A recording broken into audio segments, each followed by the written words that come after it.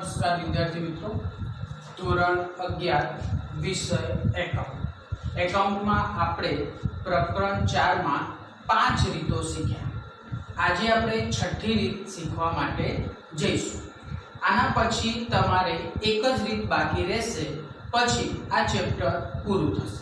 તો વિદ્યાર્થી મિત્રો, આજે ઉપજ ખર્ચના વ્યવહાર રીત નંબર 6 છે। ઉપજ એટલે આપણે આગળ સમજાવેલું, ઉપજ એટલે આવક। आवक हमेशा शू थशे? जमा थशे। खर्च छे, खर्च एटले नुकसान थाय, नुकसान शू थाय? हमेशा उधार। उपज एटले आवक, आवक शू थशे? जमा थशे। खर्च एटले नुकसान, नुकसान शू थाय? हमेशा उधार थाय। तो विद्यार्थी मित्रों, दाखला नंबर 11 श्री शशांकनी आमनोट। तो विद्यार्थी मित्रों, ચોપડી તમારી જોડે રાખવાની છે, પછી તમારે આમનોટ સમજવાની છે। તો આપણે જોઈએ, પહેલી તારીખનો વ્યવહાર છે, તારીખ નંબર 1। પહેલી તારીખનો વ્યવહાર છે તારીખ 1। જોઈએ, દુકાનના ઉદ્ઘાટન પ્રસંગે, દુકાનનું ઉદ્ઘાટન હતું, એ પ્રસંગે ચા પાણી અને નાસ્તાના ખર્ચ 500 ચૂકવ્યા છે। चूकव्या એટલે રોકડ જાય છે। તો વિદ્યાર્થી મિત્રો, નાસ્તાના અને ચા પાણીના આપણે દુકાન કરી હોય તો નાસ્તાના અને ચા પાણીના તમે જે ચૂકવો છો એ આપણું પરચુરણ ખર્ચ કહેવાય। શું કહેવાય? પરચુરણ ખર્ચ। આપણે એવું ના લખી શકીએ કે ચાના ખર્ચ ખાતે ઉધાર, નાસ્તાના ખર્ચ ખાતે ઉધાર, એવું નહીં લખવાનું। તમે ધંધો કરો તો ધંધામાં જે ખર્ચ થાય, નાનો ખર્ચ થાય, નાના જે ખર્ચ થાય એ તમારે શું કરવું પડે? પરચુરણ ખર્ચ લખવું। શું લખવું પડે? પરચુરણ ખર્ચ। તો જોઈએ, ચા પાણીના અને નાસ્તાના ખર્ચના 500 ચૂકવ્યા। ચૂકવું એટલે તમારી જોડેથી જશે શું? રોકડ જાય છે। ચૂકવ્યા શબ્દ આવ્યો, રોકડ જાય, રોકડ જાય તો શું થાય? જમા થાય। તમે શેના ચૂકવ્યા? ચા પાણી અને નાસ્તાના। એ તમારા માટે શું લખવાનું? તમારે પરચુરણ ખર્ચ લખવાનું। परचूरण खर्च शू थशे? उधार थशे। तो આપણે અહીંયા લખવાનું, परचूरण खर्च खाते उधार, परचूरण खर्च खाते उधार ते તમારી જોડે ખર્ચ કરો એટલે જશે શું? રોકડ। તો તે રોકડ ખાતે જમા। કેટલા ચૂકવ્યા હતા?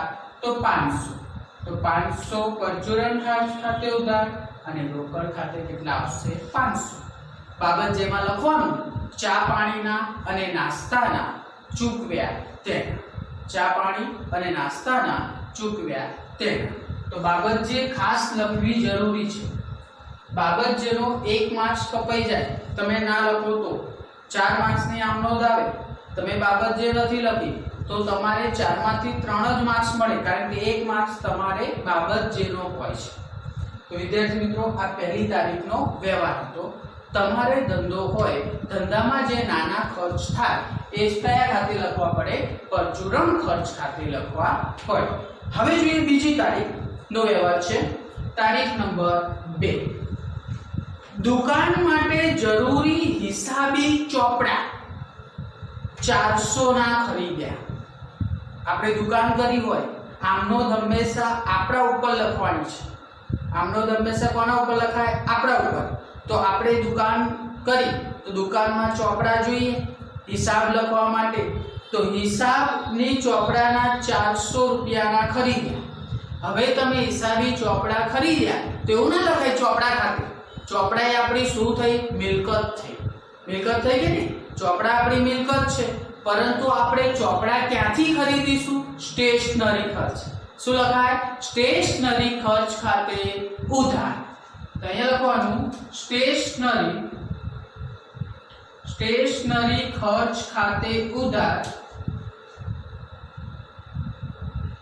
તે।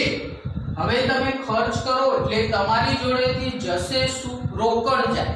તો અહીંયા જમા શું થશે? રોકડ। રોકડ ખાતે જમા। કેટલાના ચૂકવ્યા હતા? 400। તો 400 ખરીદ્યા એટલે રોકડ જાય છે 400। બાબત જે શું લખશો? હવે તમને આવડી ગઈ હશે। સ્ટેશનરી ખર્ચના ચૂકવ્યા તેના. હવે તારીખ નંબર છે 3. ત્રીજી તારીખનો વ્યવહાર. મજૂરીના 200, લારી ભાડાના 100 રોકડા ચૂકવ્યા. મજૂરીના ચૂકવ્યા છે, મજૂરી ખર્ચ છે, ખર્ચ ઉધાર થાય, લારી ભાડું ખર્ચ છે, ખર્ચ ઉધાર થશે. શું ગયું તમારી જોડેથી? રોકડ. જાય તો જમા, જાય તો જમા. તો મજૂરી ખાતે ઉધાર, મજૂરી ખાતે ઉધાર, લારી ભાડા ખાતે ઉધાર,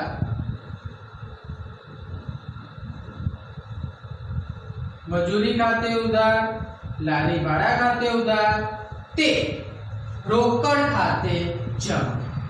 તે રોકડ ખાતે શું થશે? જમા. મજૂરીના કેટલા ચૂકવ્યા? 200. તો મજૂરીના 200, લારી ભાડાના 100, 200 300. તો 300 રૂપિયા આપણે રોકડ ચૂકવી છે. હવે જોઈએ આગળ 5મી તારીખનો વ્યવહાર છે. તારીખ નંબર 5. દુકાન ભાડાના 500, ઘર ભાડાના 300 ચૂકવ્યા. ચૂકવો એટલે રોકડ જશે. શેના ચૂકવ્યા? દુકાન ભાડા અને ઘર ભાડા. તો તમે જે ભાડું છે એ શું છે? ખર્ચ છે. ચૂકવ્યા શબ્દ આવે એટલે દુકાન ભાડું, ઘર ભાડું ખર્ચ છે એટલે શું થશે? ઉધાર થશે. શું થશે? ઉધાર. ચૂકવો એટલે શું જાય તમારી જોડેથી? રોકડ. જાય તો જમા. તો દુકાન ભાડા, દુકાન ભાડા ખાતે ઉધાર, દુકાન ભાડા ખાતે ઉધાર. હવે તમને ઘર ભાડું કીધું છે. ઘર ભાડું મેં તમને આગળ કીધેલું, તમે યાદ કરો. ઘર ભાડું કીધું. તમે ઘર માટે ધંધામાંથી જે પણ કંઈ લાવો ને એ શું કહેવાય? ઉપાડ કહેવાય. શું કહેવાય? ઉપાડ. તો અહીંયા આપણે ઘર ભાડા ખાતે નહીં લખવાનું. શું લખવાનું? ઉપાડ ખાતે. કારણ કે ધંધામાંથી તમે ઘર માટે જે ખર્ચ કરો એ ઉપાડ કહેવાય. શું કહેવાય? ઉપાડ. તો અહીંયા ઉપાડ ખાતે ઉધાર થશે. શું થશે? ઉપાડ ખાતે ઉધાર. હવે ચૂકવ્યા છે એટલે શું જશે? રોકડ જશે. તો રોકડ ખાતે જમા. તો રોકડ ખાતે જમા. ચલો, દુકાન ભાડાના કેટલા હતા? 500. દુકાન ભાડાના 500. ઉપાડ ખાતે એટલે ઘર ભાડાના કેટલા? 300. અને બંનેનું ટોટલ જમા બાજુ કેટલા થયા? 800. તો વિદ્યાર્થી મિત્રો, મેં ઉપાડ કેમ લખ્યું? કારણ કે ઘર ભાડા માટે ધંધામાંથી ઉપાડે છે. ઘર માટે તમે જે પણ કંઈ ઉપાડો એ શું કહેવાય? ઉપાડ. હવે વિદ્યાર્થી મિત્રો 10મી તારીખનો વ્યવહાર છે. તારીખ નંબર 10. જો કમિશનના 400 મળ્યા, કમિશન મળ્યું, આપણને મળ્યું, તો શું આવે? કમિશન મળે તો શું આવે? રોકડ આવે. શું આવે? રોકડ આવે તો ઉધાર. તો રોકડ ખાતે ઉધાર. રોકડ ખાતે શું થશે? ઉધાર. શું મળ્યું? કમિશન. તો કમિશન શું થશે? જમા થશે. તો તે કમિશન ખાતે, તે કમિશન ખાતે જમા. કેટલું મળ્યું? તો 400. તો 400 રૂપિયા અને 400. તો વિદ્યાર્થી મિત્રો, આ આપણે 5 આમનો જોઈ. હવે આગળની તારીખનો વ્યવહાર આપણે જોઈએ. તારીખ નંબર છે 12. તો 12મી તારીખનો વ્યવહાર જોઈએ. દલાલીના 800 નો ચેક મળ્યો. હવે દલાલીનો ચેક મળ્યો એટલે આપણી જોડે આવે છે, પરંતુ રોકડ આવે છે, પરંતુ અહીંયા શબ્દ શું આપ્યો? જો ચેક શબ્દ આપ્યો. હવે ચેક શબ્દ આપ્યો એટલે આપણે લખવાનું શું? હા, શું લખવાનું? બેંક ખાતે. તો અહીંયા લખવાનું શું? બેંક ખાતે ઉધાર. બેંક ખાતે ઉધાર. શું મળ્યું તમને? દલાલી. તો તે દલાલી ખાતે, તો તે દલાલી ખાતે જમા. હવે આપણને દલાલી મળી, એનો ચેક મળ્યો એટલે આપણી જોડે રોકડ આવી, પરંતુ આપણે રોકડ ન લખી શકીએ કારણ કે આપણને શું મળ્યું છે? ચેક મળ્યો છે. ચેક શબ્દ આવે એટલે મેં તમને કીધેલું લખવાનું શું? બેંક. તો બેંક ખાતે ઉધાર, તે દલાલી ખાતે જમા. મળી આપણને 800, તો અહીંયા લખવાની 800 જમા બાજુ 800. હવે જોઈએ આગળ 15મી તારીખનો વ્યવહાર છે. તારીખ નંબર 15. ગુજરાત સમાચારનું જાહેરાતનું બિલ 300 ચૂકવ્યું. આપણા તે દુકાને ગુજરાત સમાચારનું પેપર આવે છે, એનું બિલ તમે ચૂકવો. એ બિલ શું છે? ખર્ચ છે કે નહીં? છે કે નહીં? એ ખર્ચ આપણે ચૂકવ્યો. આપણે તો જાહેરાત માટે આપણે ચૂકવ્યો એટલે આપણે શું લખવું પડે? જાહેરાત ખર્ચ લખવું પડે. શું લખવું પડે? જાહેરાત ખર્ચ. ધારો કે આપણે કોઈ ક્લાસીસ છે, આપણું ક્લાસીસ. હવે આપણા ક્લાસીસની મારે જાહેરાત કરવા માટે હું પેમ્પલેટો છપાવું. તો પેમ્પલેટો છપાવો એટલે મારે એવું ન લખે પેમ્પલેટ ખાતે ઉધાર તે રોકડ ખાતે. ના, મેં પેમ્પલેટ શેના માટે છપાયા છે? જાહેરાત માટે. તો મારે લખવું શું પડે? જાહેરાત ખર્ચ ખાતે ઉધાર. હવે હું એ પેમ્પલેટ છપાવું એટલે હું એ ભાઈને રકમ આપીશ, ચૂકવીશ કે? તો મારી જોડેથી જશે શું? રોકડ જશે. આ મુદ્દો એવું જ કહે છે, જો 15મી તારીખનો વ્યવહાર, ગુજરાત સમાચારનું જાહેરાતનું બિલ 300 ચૂકવ્યું. તો ચૂકવો એટલે રોકડ જાય, જાય તો જમા. બિલ ચૂકવ્યું છે જાહેરાતનું, તો શું લખવાનું? જાહેરાત ખર્ચ ખાતે ઉધાર. તો એ લખવાનું જાહેરાત ખર્ચ ખાતે ઉધાર. ખર્ચ ખાતે ઉધાર. તે ચૂકવ્યું એટલે રોકડ જાય, તો રોકડ ખાતે શું કરવાનું? જમા. તો રોકડ ખાતે જમા. કેટલા ચૂકવ્યા છે? 300. તો જાહેરાત ખર્ચની ઉધાર બાજુ 300, જમા બાજુ પણ કેટલા? 300. બાબત જે લખવાની જાહેરાત ખર્ચના ચૂકવ્યા તેના. બાબત જે ટૂંકી સમજૂતી લખવાની. બરાબર? હું લખતો નથી કારણ કે બોર્ડમાં કોઈ બધું સમાય નહીં, પરંતુ મેં તમને કહી દીધું કે તમારી જે રકમ હોય એમાંથી તમારે ટૂંકી સમજૂતી લખવાની, એટલે એ બાબત જે કહેવાય. હવે જોઈએ આગળ 20મી તારીખનો વ્યવહાર. તારીખ નંબર 20. ઇક્વિટી શેર ડિવિડન્ડ 500 મળ્યું.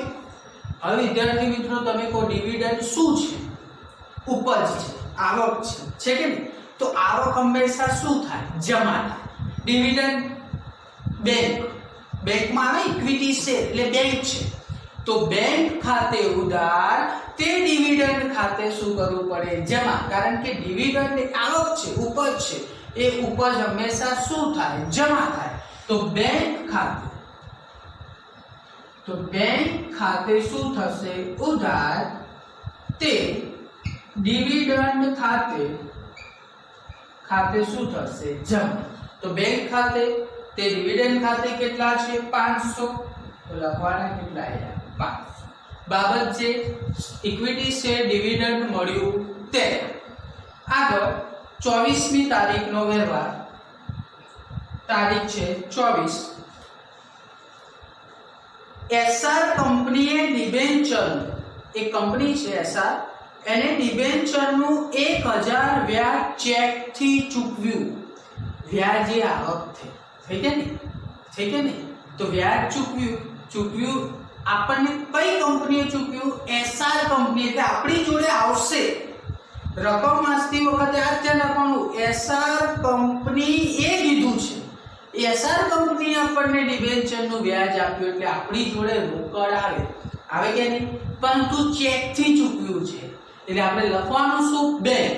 તો બેંક ખાતે ઉધાર, બેંક ખાતે ઉધાર, તે ડિબેન્ચરના વ્યાજ ખાતે, વ્યાજ ખાતે જમા. કેટલા દીધા છે આપણને? 1000. તો અહીંયા આવશે 1000, અહીંયા આવશે 1000. વિદ્યાર્થી મિત્રો ફરીથી જો, એસઆર કંપનીએ ડિબેન્ચરનું વ્યાજ ચૂક્યું એટલે એસઆર કંપનીએ આપણને વ્યાજ આપ્યું એટલે આપણી જોડે રોકડ આવે તો ઉધાર, અને ડિબેન્ચરનું જે વ્યાજ છે શું છે? આવક થઈ ગઈ. આવક થઈ એટલે શું થઈ ગઈ? જમા.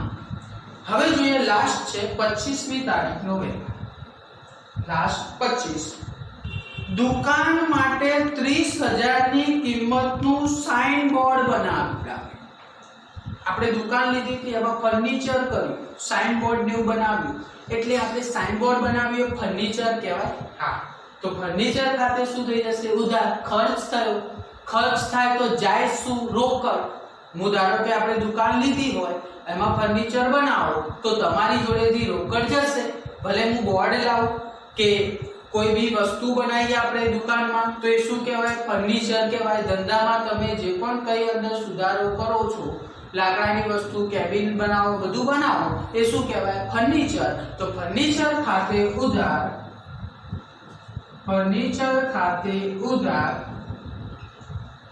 તે રોકડ ખાતે, કારણ કે રોકડ જાય તો રોકડ ખાતે શું થશે? જમા. કેટલા? તો 3000. તો અહીંયા આગળ આવશે 3000, અહીંયા આવશે 3000. પછી કુલ સરવાળો, કુલ સરવાળો ઉધાર બાજુનો સરવાળો કરવાનો, પછી જમા બાજુનો સરવાળો કરવાનો. વિદ્યાર્થી મિત્રો, આ 6 રીત છે. 6 રીત તમારે કમ્પ્લીટ સમજવાની છે, તો તમે આમનો સરળતાથી કરી શકશો. હવે વિદ્યાર્થી મિત્રો, આપણે એક જ રીત બાકી રહી છે અને એ છે ગાલખાત વાળી. એ નેક્સ્ટ વિડીયોમાં આપણે મળીશું.